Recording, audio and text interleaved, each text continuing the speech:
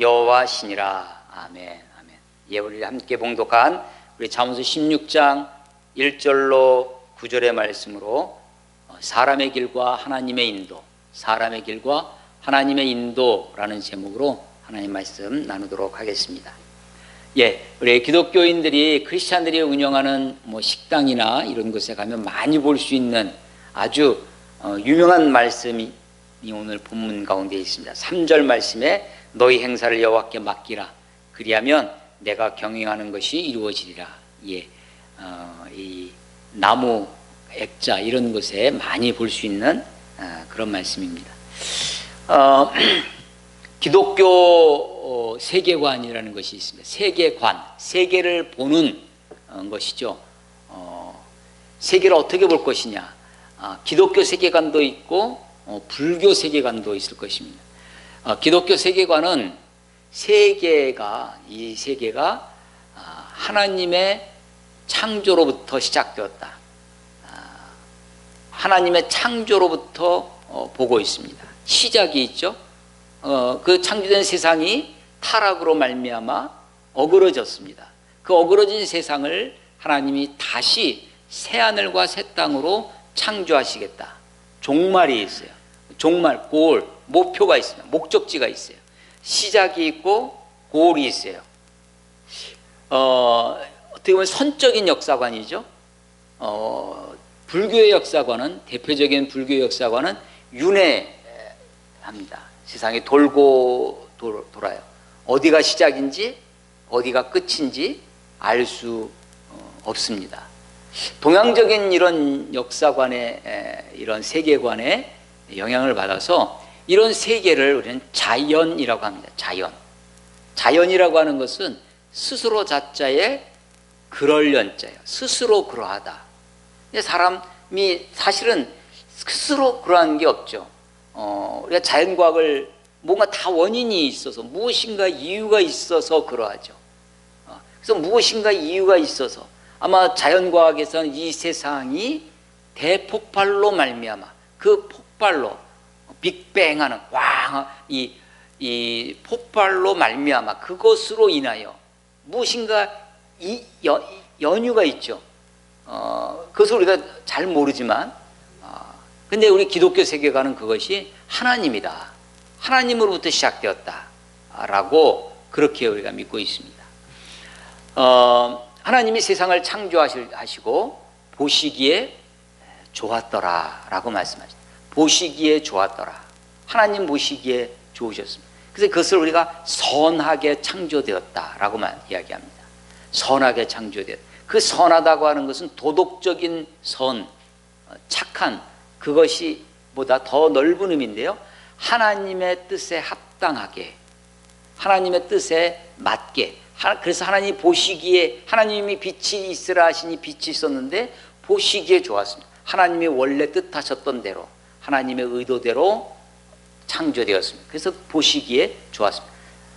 6일 동안 창조하시고 제7일에 안식하셨는데 이 모든 것을 보시기에 심히 좋았더라라고 말씀하십니다.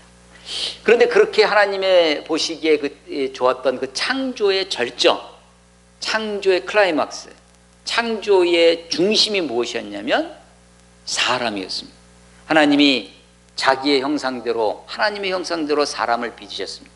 흙으로 사람을 빚으사 그 코에 생기를 불어넣으시니 사람이 생명이 되어서 여타의 다른 모든 자연은 그야말로 자연이라고 하는 여타의 모든 동물들까지 포함해서 하나님이 흙으로 만드셨을 뿐입니다. 그런데 사람은 거기에 생기를 불어넣으심으로 다른 것들은 각기 그 짐승들은 그 모양대로 자기는 새는 새대로 말은 말대로 그런데 사람은 사람대로 창조하신 것이 아니라 사람은 하나님대로 하나님을 닮게 창조하셔서 창조의 꽃입니다. 창조의 절정이죠. 맨 마지막에 하나님이 우리가 우리의 형상을 따라 다른 것은 그냥 창조 빛이 있으라 하시니 빛이 있어요. 근데 사람을 창조하실 때는 삼위 하나님께서 의논하십니다. 우리가 우리의 형상을 따라 사람을 만들고 이 모든 것을 다스리게 하자 하시고 의논하시고 함께 하셔서 우리를 사람을 창조하셨습니다. 그 동산 가운데 에덴 가운데 사람으로 이 모든 것을 다스리게 했는데 하나님의 명을 어기고 죄를 범죄를 합니다. 타락했어요. 그 타락으로 말미암아 사람만 저주를 받는 것이 아니라 수고와 땀 흘리고 해산의 고통이 있는 그런 사람들만 저주를 받는 것이 아니라 자연 만물 삼라만상이 다 하나님의 저주가 옵니다. 그래서 하나님의 원래 창조의 의도와 다르게 그런 세상이 되었습니다. 자, 그래서 기독교 신학은요, 기독교 신학은 크게 두 기둥이 있습니다. 하나가 뭐냐면 창조 신학이에요. 이것은 기독교적 세계관으로 이어집니다. 하나님이 모든 것을 만드셨다. 하나님이 모든 것의 주인이시다. 하나님이 자연을 모든 것을 붙들고 계신다. 라고 하는 창조 신학이 있어요. 이 창조 신학 아래에 있으면 창조 신학 아래에 있으면요, 이 자연 만물의 원리는 자연의 법칙대로 이어져 갑니다. 그리고 그 속에서 인간은 어떻게 살아야 되냐면 심은 대로 거두게 하시는 그 일반 은총 아래 살아갑니다. 그래서 이 하나님의 기본적인 원리가 뭐였냐면 심은 대로 거두는 것이에요. 그런 자연 창조 신학 아래에서는 무엇이 죄냐면 심지 않는 것이 죄입니다. 게으름이 죄예요.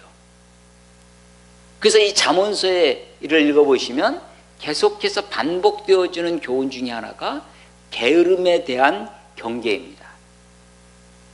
우리가 하나님의 창조의 원리 속에 하나님이 인간을 무의도식하는 존재로 만들지 아니하시고 이 모든 것을 생육하고 번성하고 충만하고 정복하고 다스리고 에덴에서도 이 모든 것을 다스리고 경작하도록 사람을 만드셨어요. 근데 인간이 경작하지 않고 심지 않고 그것은 인간의 책임을 방기하는, 잃어버리는 무책임한 행위. 그래서 게으름이 죄가 되죠. 근데 창조 신학만 있는 것이 아니라 또 하나의 신학이 있는데 큰 기둥이 있어요. 그게 구원 신학입니다. 인간이 타락하고 세상이 하나님의 저주 아래에 놓였어요. 하나님이 그 인간을 그대로 내버려 두지 아니하시고 인간을 구원하기로 작정하십니다. 그 구원의 절정이 예수 그리스도의 십자가의 죽으심과 부활인 거죠. 그런데 하나님의 구원 신학 아래에 있으면 무엇이 죄냐면 하나님을 믿지 않는 것이 죄입니다. 내가 내 힘으로 나를 구원할 수 없다라고 하는 인간의 절적인 타락, 인간의 전적인 무능력, 구원에 관한 한 아무것도 할 수 없다고 하는, 오로지 주님만, 예수님만 의지하고 예수님의 은혜로만 구원받는 전적인 은혜, 전적인 십자가의 공로로만 구원받는다라고 하는 구원신학에 있어요. 하나님의 은혜를 사모합니다. 하나님, 나는 내 공로는 없사오나 주님 십자가만 의지하고 예수님만 믿고 나아갑니다 라고 나아가요. 자, 창조신학 아래에서는 인간이 힘쓰고 애쓰고 심은 대로 거두게 하시는 일반 은총 아래 살아가게 합니다. 근데 구원신학 아래에서는 우리가 주님을 의지하고 나는 아무 공로 없사오나 예수의 공로를 의지하고 오직 믿음으로, 오직 은혜로 살게 되어집니다. 우리가 하나님 앞에 나와서 신앙생활을 하고 이 믿음을 생활하는데 하나님의 은혜를 사모합니다. 근데 하나님의 은혜를 사모할 때 인간은 과연 어떤 일을 해야 되는가, 어떻게 살아가야 되는가 하는 것이 이 창조신학과 구원신학 가운데 잘 어우러져야 됩니다. 오늘 이 본문 우리가 함께 읽은 잠언서의 말씀은 잠언서가 1장부터 31장까지 있어요. 딱 절반 와 있습니다. 16장 딱 중앙에 와 있는데 1절부터 9절까지 읽었습니다. 이 절절절마다 여호와, 그래서 잠언서의 중심에 있는 말씀이고요. 그 중심에 여호와, 각 절에 여호와가 나옵니다. 8절만 없어요. 8절에만 여호와라는 말이 없는데 사실은 여호와라는 말이 숨어 있다 이렇게 얘기합니다. 각 절마다 여호와라는 이름이 나와요. 그런데 8절에는 적은 소득이 공의를 겸하면 많은 소득이 불의를 겸한 것보다 나으니라. 공의, 불의, 공의 대신에 하나님을, 여호와를 넣어서 읽어도 이해되어집니다. 적은 소득이 하나님과 여호와 함께 하는 것이 많은 소득이 하나님 없이 있는 것보다 나으니라 라고 읽어져요. 그래서 1절부터 9절까지가 잠언서 전체의 중심에, 양쪽으로 봐도 앞에 15장, 뒤에 15장, 가운데 16장이 있는 중심에 있어요. 그리고 여기에 각 절마다 여호와라는 이름이 나오고요. 그래서 이것이 잠언서가 우리에게 가르쳐주는 교훈 중에 중심이 되는 것 중에 하나다라는 것을 우리가 알 수 있습니다.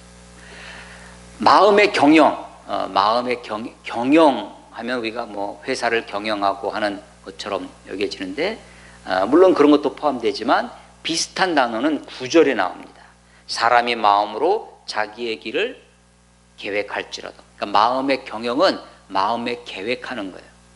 계획하는 것입니다. 종은요, 노예는 계획할 필요가 없습니다.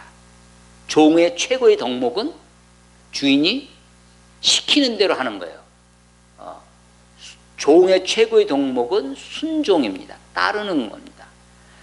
계획은 누가 하는 거냐면 주인이 하는 거예요. 자유인이 하는 것입니다. 마음에 경영하도록, 마음에 계획하도록 하는 것은 인간들에게, 사람들에게 뭘 주신 거냐면 자유를 주신 거예요. 자유가 없으면 계획할 수 없습니다. 하나님은 우리들에게 계획하도록 하십니다. 경영하도록 하세요. 수고하고 땀 흘리고 애쓰고 하기를 원하시는. 그런데 인간이 수고한 대로 먹는 것이 아니라 수고한 대로 다 되는 거예요. 하나님의 창조 신학 아래에 있으면 심은 대로 거두는 것이 하나님의 일반 법칙이라고 했는데, 세상에 하나님이 창조한 원래의 모습 그대로 있는 것이 아니라 자연도 인간의 타락과 더불어서 함께 저주 아래 있게 되었습니다. 자연도 일그러졌어요. 그래서 심은 대로 거두는 것이 하나님의 일반 법칙인데 심은 대로 거두지 않게 되는 때가 있습니다. 그러니까 열심히 일을 해요. 그런데 갑자기 코로나가 때문에 아무리 문을 열어놓고 손님을 기다려도 손님을 맞이할 수도 없고, 그것이 오히려 범법이 되는 경우도 있습니다. 우리가 온갖 일들이 내가 힘으로 되어지지 않는 것들이 있죠. 그래서 심은 대로 거두는 것이 자연의 일반 법칙이지만 그렇지 않은 경우도 있어요. 잠언서는요, 잠언서에 있는 교훈, 잠언서에 있는 말씀은 예언이 아닙니다. 잠언서의 말씀은 율법도 아니에요. 구약 성경을, 구약의 말씀들을 크게 세 부분으로 나눕니다. 신약에 있는 성경, 신약 성경에서 구약의 말씀을 할 때, 신약에는 뭐 구약 이렇게 말씀하지 않죠. 율법과 선지자의 글에는, 율법과 선지자, 그리고 또 하나가 있는데요. 그래서 히브리인들의 성경, 히브리 성경, 원래 히브리인들의 성경의 순서가 조금 다릅니다.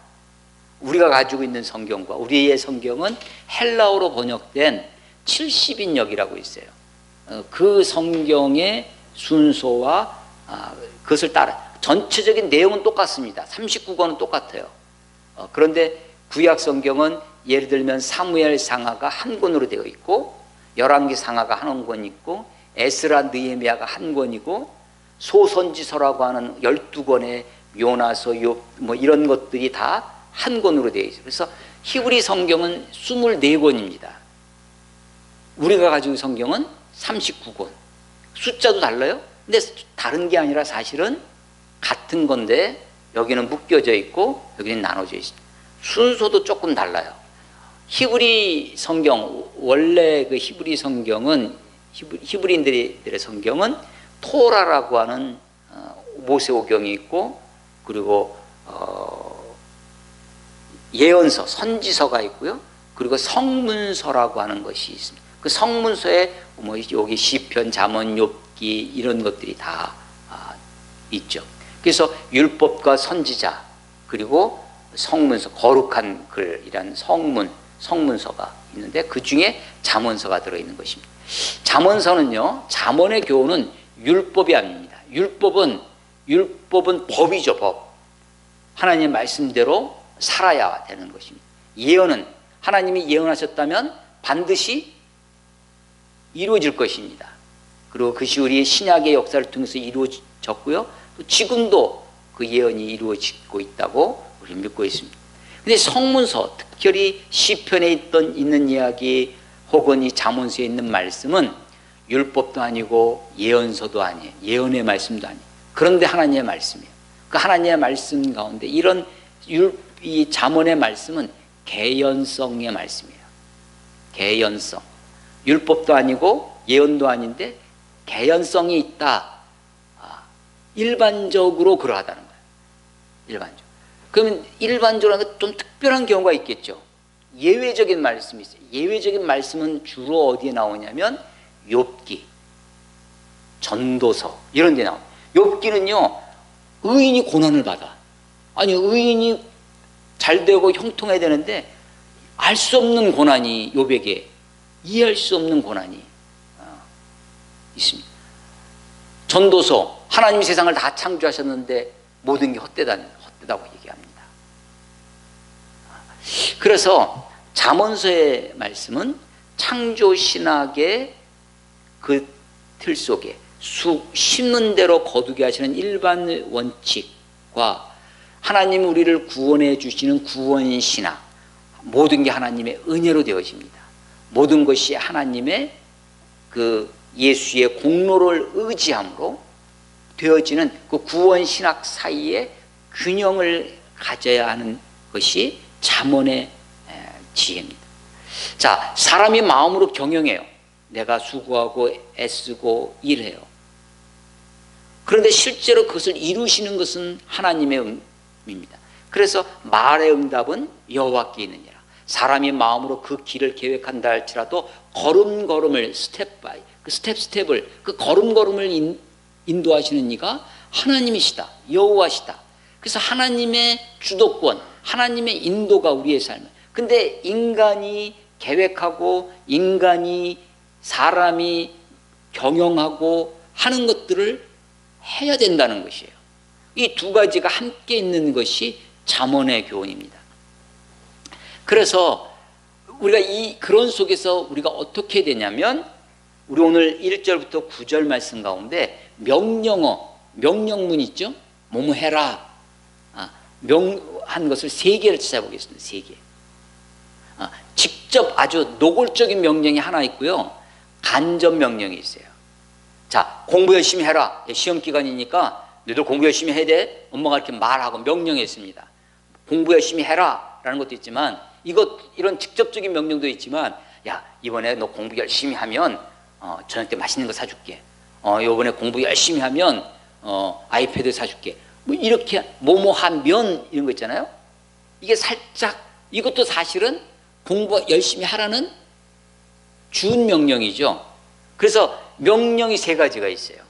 1절부터 9절까지. 첫 번째가 뭐냐면 너희 행사를 여호와께 맡기라 라는 것입니다. 그리고 2가지 준 명령이 있어요. 이게 7절, 사람의 행위가 여호와를 기쁘시게 하면, 이게 어떻게 하라는 거예요? 기쁘시게 하라라는 거예요. 너희 행위로. 너희 행사를 하나님께 맡기는데, 너희 행사, 네가 하는 일, 그 일이 하나님을 기쁘시게 해라라는 거예요. 또 8절에 적은 소득이 공의를 겸하면, 공의를 겸해야 된다. 공의롭게 해야 된다 라고 하는 거예요. 자, 아주 기독교인들의 애송하는 말씀, 아까도 얘기한 것처럼 크리스찬 가게에 가면 많이 간판으로 볼 수 있는 너희 행사를 여호와께 맡기라. 자, 여호와께 어떻게 하면, 무엇을 맡겨요? 무엇을 맡깁니까? 너희 행사, 네가 하는 일, 행사, 행하는 일이죠. 행사. Whatever you do, 네가 행하는 모든 것입니다. 네가 행하는 모든 것을 여호와께 맡겨라. 야, 자, 이제 무엇을 맡게 됐냐? 우리가 하는 일을 맡기는 거예요? 어떻게 맡기겠어요? 은행에 갔다 우리가 맡기면 되죠. 물건을 맡기면 돼요. 하나님께 우리 일을 어떻게 맡겨요? 예, 기도로 맡길 수 있습니다. 기도. 자, 그런데 기도로 맡긴다라고 하는 것은 도대체 어떤 의미일까요? 기도만 하고 끝나면 되는 건가요?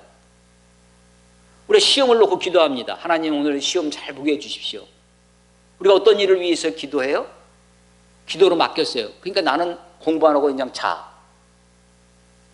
맡기는 건가요? 아니죠. 내가 하나님께 시험을 위해서 기도했다면, 하나님께 맡겼다면 하나님을 믿고 열심히 공부를 해야 하는 거죠. 하나님께 맡긴다고 하는 것, 기도로 맡겼다라고 하는 것은 도대체 어떤 것인가? 라고 하는 것입니다. 그러니까 하나님께 맡긴다고 하는 것은 그 과정을 성실하게 최선을 다하는 것입니다. 내가 어떤 시험을 위해서, 어떤 일을 위해서 기도해요? 하나님께 맡깁니다. 하나님을 믿고 내가 열심히 공부하는 것. 자, 이때 하나님을 믿고 할 때 뭘 믿는 걸까요? 하나님 나를 도우시도록, 나에게 가장 좋은 곳으로 이끌어 주시도록. 그 가장 좋은 것이 뭐냐면 결과입니다. 결과를 맡기는 거예요. 결과를. 자, 하나님께 맡긴다는 것은 어떻게 맡기는 거라고요? 무엇으로? 기도로 맡기는 것이다. 기도로 맡긴다는 것은 기도하고 내가 아무것도 안 하는 것이 아니라 기도하고 최선을 다하는 것이에요. 그 일, 내가 하는 일, 행사예요. 내가 하는 일, 그 과정 속에 성실하게 최선을 다하는 것입니다. 기도로 맡긴다는 것은 하나님께 기도하고 내 과정을 성실하게 최선을 다하는 것이다. 그리고 결과를 하나님께 맡기는 것이에요. 결과. 자, 그런데 결과가 좋게 나올 수 있어요. 내 생각에. 근데 내 생각에 결과가 나쁘게 나올 수도 있어요. 자, 결과가 좋게 나왔다고 생각하는 것이에요. 결과가 좋게 나왔어요. 내가 열심히 했어요. 최선을 다해서 열심히 했더니 좋은 결과가 나왔어요. 그때 좋은 결과가 나왔을 때 내가 빠질 수 있는 함정은 뭘까요? 예를 들어서 시험에 합격했어요. 그러니까 너무 기뻐. 내가 이번에 시험에 합격하려고 말이야. 내가 얼마나 열심히 한 줄 아냐? 내가 얼마나 어떤 사업을 했는데 사업이 성공했어요. 열심히 해서 이 사업이 잘 됐어. 내가 그걸 위해서 내가 얼마나. 그래서 그때 뭐가 올라와요? 마음에 교만함이 올라와요. 마치 그 일 누가 했다는 거예요? 내가 한 것 같아요. 내가. 자, 하나님께 맡겼다라고 했을 때, 하나님께 맡긴다고, 하나님께 기도하고 맡긴다. 그 일을, 나에게 맡겨진 일을, 내가 하는 일을 성실하게 최선을 다해서 하는 것이다. 그리고 결과를 하나님께 맡기는 것이다. 자, 결과가 좋게 나왔을 때 우리가 빠질 수 있는 함정은 교만입니다. 내가 이뤘다고 생각해요. 근데 성경은 우리가 사람이 마음에 경영해도 그 말의 응답은 하나님께 있다. 여호와로부터 나오는 것이다. 라는 것이에요. 일이 잘 돼서 결과가 좋았을 때 교만의 오류가 있어요. 교만의 함정이 있습니다. 그런데 일이 나빠졌어요. 결과가 나빠. 그럼 어디에 빠지기 쉬울까요? 어디에 빠지기 쉬워요? 만약에 그것을 남 탓할 수 있죠. 사회 탓도 있어요. 세상에 말이야. 막 그래서 남 탓할 수 있어요. 남 탓만 하는 것이 아니라 자기 탓도 합니다. 자학합니다. 아니, 과정을 성실하게 최선을 다해서 했는데도 불구하고 결과가 나빠졌다면 그 결과를 하나님께 맡겨야 되는데 하나님께 맡기지 못하고 결과가 하나님이 주시는 것이라 생각하지 못해서 교만에 빠지거나 혹은 남 탓하거나 불평하거나 자기 비하, 자기 학대에 빠집니다. 그런데 사실은 이 모든 것을 하나님이 주장하시고 하나님으로부터 오고 하나님이 이것을 이끄신다고 믿을 때 우리가 교만하지도 말아야 하지만 하나님이 내게 주시는 결과에 대하여 감사함으로 나가야 됩니다. 여러분 오늘 4절에 보면요. 여호와께서 온갖 것을, 모든 것을, 세상 모든 것을 그 쓰임에 적당하게 지으셨나니, 그 쓰임에는 그의 목적에 이런 거예요. 하나님이 자기 목적에, 그 목적에 적당하게 지으셨습니다. 새는 새대로, 지렁이는 지렁이대로, 산은 산대로, 강은 강대로, 세상의 모든 것을, 온갖 것을 그 쓰임에 적당하게 지으셨는데, 심지어는 악인도 악한 날에 적당하게 하셨느냐. 악인도 그 재앙의 날에 적당하게, 악인도 그 심판의 날에. 아니, 요셉이 종으로 팔려가고 또 감옥에 누명을 쓰고 들어가고 하는데, 그 요셉의 인생 가운데 사실은 그 형제들, 악한 형제들, 동생을 팔아먹는 악한 형제들이 없었다면 가나안의 야곱의 품에서만 자라서 그 집안에서만 있었을 거예요. 근데 악인들 때문에 애굽으로 팔려갑니다. 애굽으로 팔려가서 보디발의 집에서 거기서 인정받아서 그 가정 총무가 됩니다. 만약에 보디발의 아내라고 하는 악한 여인이 없었다면 누명 쓰고 감옥에 갈 일도 없었을 테지만 거기서 애굽의 총리가 되는 길을 얻지 못했을 것입니다. 하나님이 그 악인도 그래서 악을 선용하시는 하나님, 악을 선용하시는 하나님. 자, 그러니까요, 나는 이 결과가 마음에 안 들어요. 힘들어요. 그렇지만 내가 하나님께 맡긴다고 하는 것은, 내 모든 일을 맡긴다고 하는 것은요, 자, 여호와께 맡긴다. 내 모든 행사를, 너희의 일을, 내가 하는 일을 맡기는 거예요. 어떻게 맡긴다? 기도로 맡긴다. 기도로 맡긴다는 것은 기도하고 내가 방치하고 방관하고 하는 것이 아니라, 기도하고 내가 하는 일을 최선을 다하여 성실하게 하는 거예요. 그리고 그 결과를 하나님께 맡기는 거예요. 그 결과가 좋아도 하나님이 내게 주셨습니다. 하나님의 은혜입니다. 감사로. 결과가 나쁘더라도 하나님이 하실 것입니다 하고 감사함으로 그것을 받는 것이 여호와께 맡기는 것입니다. 그래서 3절에 너희 행사를 여호와께로 맡기라. 그리하면 내가 경영하는, 내가 계획하는 것이 이루어지리라 라고 말씀하시는 것입니다. 5절에 무릇 마음이 교만한 자를 여호와께서 미워하시나니 피차 손을 잡을지라도 벌을 면하지 못하여. 예, 일이 잘 됐어요. 결과가 좋아. 그래도 이것은 자기 힘으로, 자기 능력으로 되었다고 교만한 사람. 그래서 서로 힘을 합쳐서 손을 잡고 어떤 일을 이루어도 그 죄를 면하지 못할 것입니다. 하나님은 우리를 감찰하시는 분이에요. 2절 사람의 행위가 자기 보기에는 모두 깨끗하여도 여호와는 심령을 감찰하시는, 하나님이 심령을 감찰하신다라고 할 때 그 심령은 모티브, 동기를 감찰하신다. 하나님이 우리가 하는 일이 있어요. 어떤 일을 합니다. 근데 그 일의 동기를 살펴봅니다. 아니, 좋은 일, 겉으로 보기에는 좋은 일처럼 보여요. 우리 기독교인들에게 좋은 일은 뭘까요? 예배드리는 일, 좋은 일일 것입니다. 아니, 설교하는 일, 내가 목사가 되는 일도 겉으로 보기에는 좋아 보일 수, 하나님 앞에 좋은 일처럼 보일 수 있지만 하나님은 그 일에 심령을 살피십니다. 왜 그 동기를 살피세요? 그래서 사람의 행위가, 사람이 하는 일이 너희 행사를 다 여호와께 맡기라 했는데, 사람의 행위가 자기 보기엔, 내 판단에는 깨끗해 보이지만 하나님은 그 심령을, 그 동기를 살펴보신다는 것입니다. 그래서 하나님이 교만한 자를 미워하세요. 자고하는, 스스로 높아진 그것을 미워하시고 벌을 내리시겠다는 것입니다. 그런데 사실은 우리가 연약하고 허물과 죄가 많을 수밖에 없습니다. 6절에 인자와 진리로 인하여 죄악이 속하가 되고, 그런 속에서 하나님 우리의 심령을 감찰하시는데, 하나님이 우리를 그렇게 들여다보시면 내 안의 죄성, 내 이 모습 때문에 하나님의 이 감찰에 완전히 자유할 사람이 없죠. 그런데 오로지 우리의 죄를 속하는, 우리의 죄를 용서받을 수 있는 길은 하나님의 인자와 진리입니다. 인자와 진리를 인하여 죄악이 속하게 되고 여호와를 경외함으로 말미암아 악에서 떠나게 되는 일. 그래서 내가 비록 세상 가운데 살고 죄 가운데 있고 내 속에 죄가 있어서 내가 감출 수 없는 죄가 있습니다. 내가 아무리 좋은 일 선하게 살려고 해도 그렇게 못하는 것이 있어요.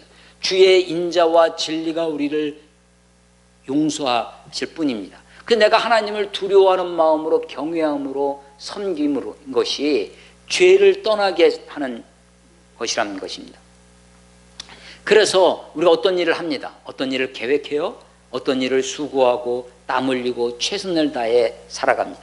그래서 그런 일들이 7절에 사람의 행위가 여호와를 기쁘시게 하며, 그래서 하나님을 기쁘시게 하려는 동기에서 하나님은 심령을 감찰하시는데 내가 이 예배하는 이런 종교적인 행위로 끝나지 아니하고 이것이 정말 하나님을 기뻐하시는 일, 하나님을 기쁘시게 해드리는 일, 내가 가정에서 하는 일, 내가 직장에서 하는 일, 그 모든 일의 동기가 하나님을 기쁘시게 하는 일이 되어야 된다는, 그러면 심지어 원수라도 더불어 화목하게 한다라고 하는 것입니다. 그래서 그 동기가 무엇이냐?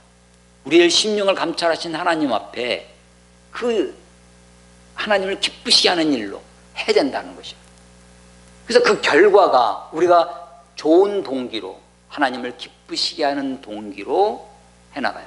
하나님을 기쁘시게 하는 일 중에 최고가 뭐냐면 하나님의 의를 구하는 것입니다. 공의예요. 공의대로 했을 때, 공의로 살았을 때, 하나님을 기쁘시게 하는 일로 내가 그런 동기로 살아가요. 그런데 이 세상은 아직도 하나님의 뜻이 100% 이루어지는 것이 아닙니다. 이 하나님의 창조 신학대로 하나님이 세상을 창조하셨지만 세상은 처음 창조했던 그 세상이 아닙니다. 세상도 지금 말할 수 없는 탄식 중에 있다라고 바울은 얘기하죠. 그래서 세상 속에서 결과가 항상 심은 대로 거두는 그것이 그대로 되어지지 않아요. 그래서 8절에 적은 소득, 결과가 좋지 않을 때도 있습니다. 결과가 그렇게 풍성하지 않을 때도 있어요. 아니, 심지어는 내가 의롭게 사는데도 불구하고 나에게 고난과 어려움이 닥칠 수도 있습니다.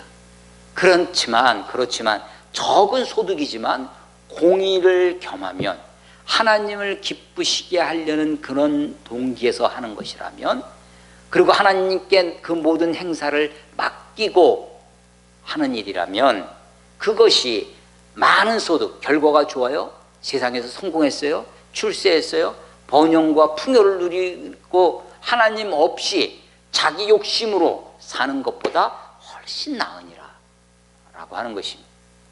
그래서 사람이 마음으로 자기 길을 계획할지라도 그 걸음을 인도하시는 이가 하나님이시니까 하나님을 믿고 너의 모든 행사를 맡기고 살아라 라고 하는 것입니다.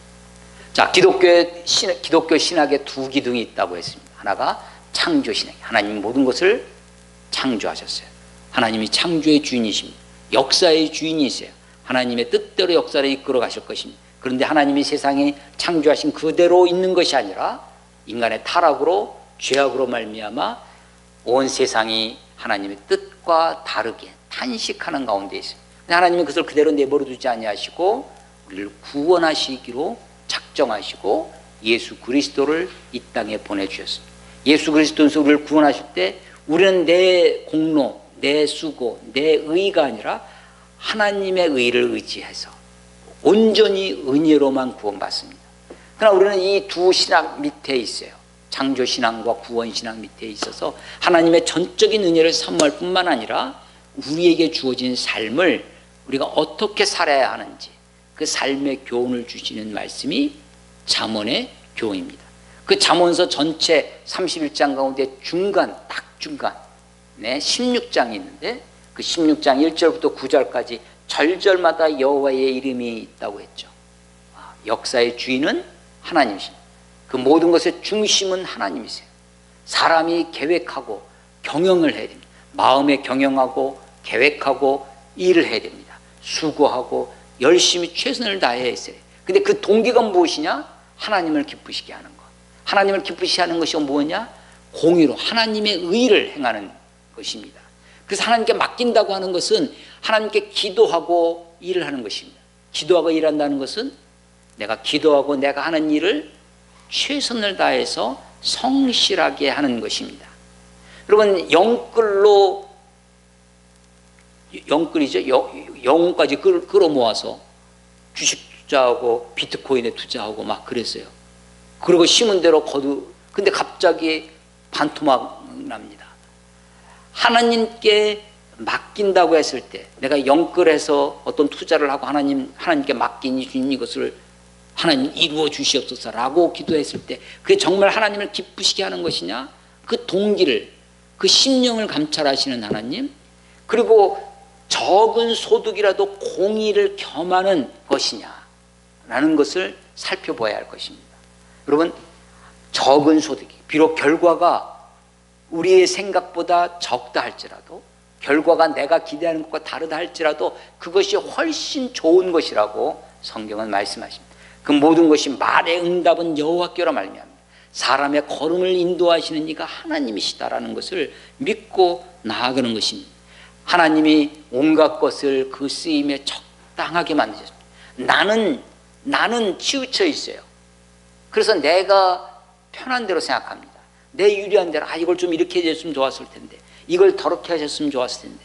그런데 하나님은 이 모든 것을 통해서 모든 것의 균형을 이루어 가실 것입니다. 적당하게 지으신 하나님, 악인도 그 악한 날에 적당하게 하시는 분이, 심지어 악인까지도. 그래서 모든 것을 적당하게 하시는 이 하나님을 믿으시고 하나님의 뜻의 선하심, 하나님의 뜻의 아름다우심, 하나님이 우리를 사랑하신다고 하는 하나님의 사랑을 믿고 하나님의 전능하심을 믿고 주님께 믿고 나에게 주어진 일을 내가 최선을 다하여 수고하고 살아가는 것입니다. 자, 하나님께 맡기고 너의 홍사를 다 여호와께 맡기라. 이것은 기도하고 살라는 것입니다. 기도하고 그 일을 성실하게 최선을 다해서 하라는 것입니다. 그리고 결과를 하나님께 맡기라는 것입니다. 그 결과 앞에 겸손히 그 결과를 받아들이고 그 결과를 감사함으로 내게 주신 것이 족한 줄 알아.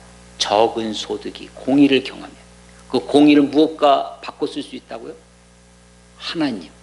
적은 소득이라도 하나님과 함께하는 것이 많은 소득에 많은 소득에 하나님 없이 사는 것보다 나으니라 라고 하는 것입니다. 모든 것을 감찰하시는 이가 하나님이십니다. 하나님이 우리의 깊은 속까지 헤아리실 것입니다. 하나님 앞에 우리의 온전한 모습으로 주님 앞에 나아가 하나님이 우리를 기뻐 받으시고 하나님을 기쁘시게 해드리는 저와 여러분이 되시기를